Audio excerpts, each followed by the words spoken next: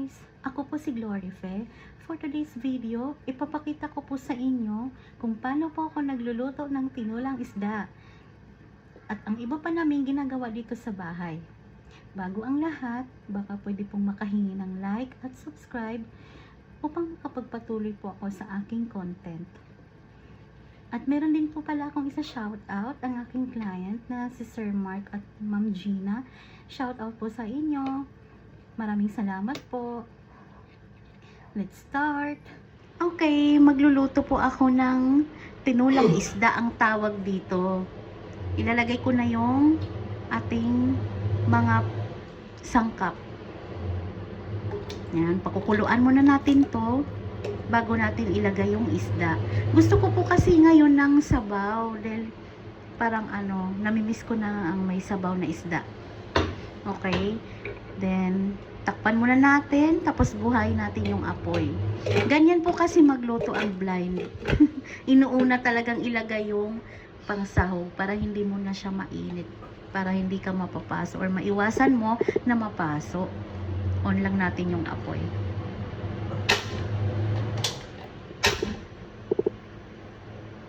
Yan. Ganyan lang kalakas para mabilis kumulo.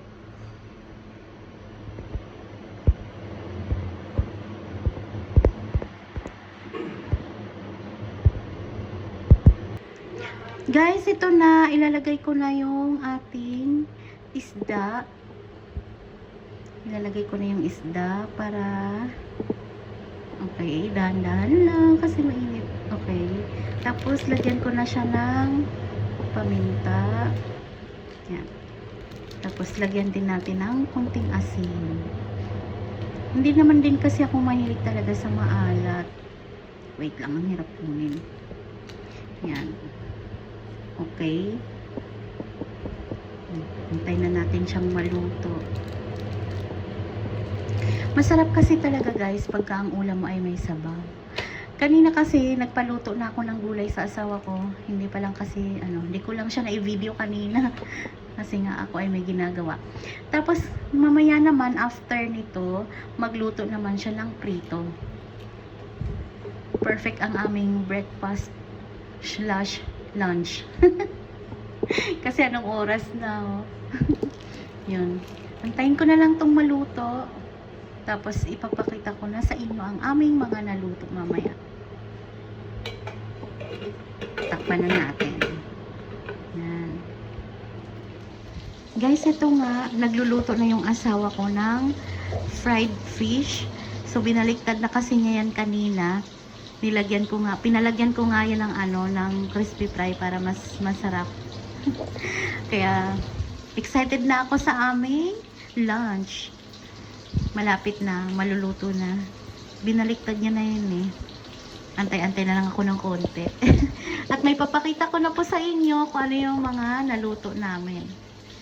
Yun, okay. Wait na lang natin. Ilang minutes na lang yan. Hindi kasi nagpapakita yung asawa ko guys. Nahiya daw siya.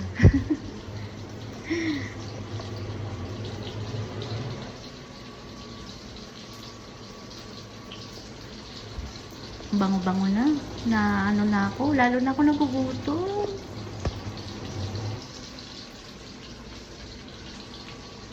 Takot ako lumapit eh. Naamoy ko na siya. Alam nyo ba guys, nalalaman ko rin pagluto na sa pang-amoy din. Kasi alam nyo, iba yung amoy noong luto ng isda. Tsaka yung tunog ng pagkaprito, alam nyo yon. Pag tunog ng pagkaprito niya is yung mahina na yung pagkulo ng mantika. Yan, ibig sabihin paluto na siya. Sa kapag mahirap tanggalin, hindi pa talagang totaling luto. Kaya maraming palatandaan ang blind sa pagluluto. Marami kaming mga palatandaan. Pero depende din po yan sa blind kasi magkakaiba-iba din po kami ng pamamaraan. Hindi po lahat ng blind ay iisa ang paraan. Lahat kami ay iba-iba. Ayun. Sige guys. Wait na lang muna natin to para makapaghain na kami. Ito na ang aming naluto. Ito yung naluto ko kanina na tinulang isda. Tapos, ito naman yung gulay. Yan, ito yung gulay. Ang sarap-sarap nito, ang bango. Perfect talaga. Tapos, ito naman yung fried fish na pinaka-paborito ko sa lahat. Alam nyo ba na pinakiusap ko pa talaga to na magprito ang asawa ko. Alam nyo ba ang sarap-sarap ng asawa ko magluto, guys? Kaya nga ako tumataba eh. Sarap talaga, ang bango ng tinola. Yun, excited na akong kumain. Ay, ito pa pala.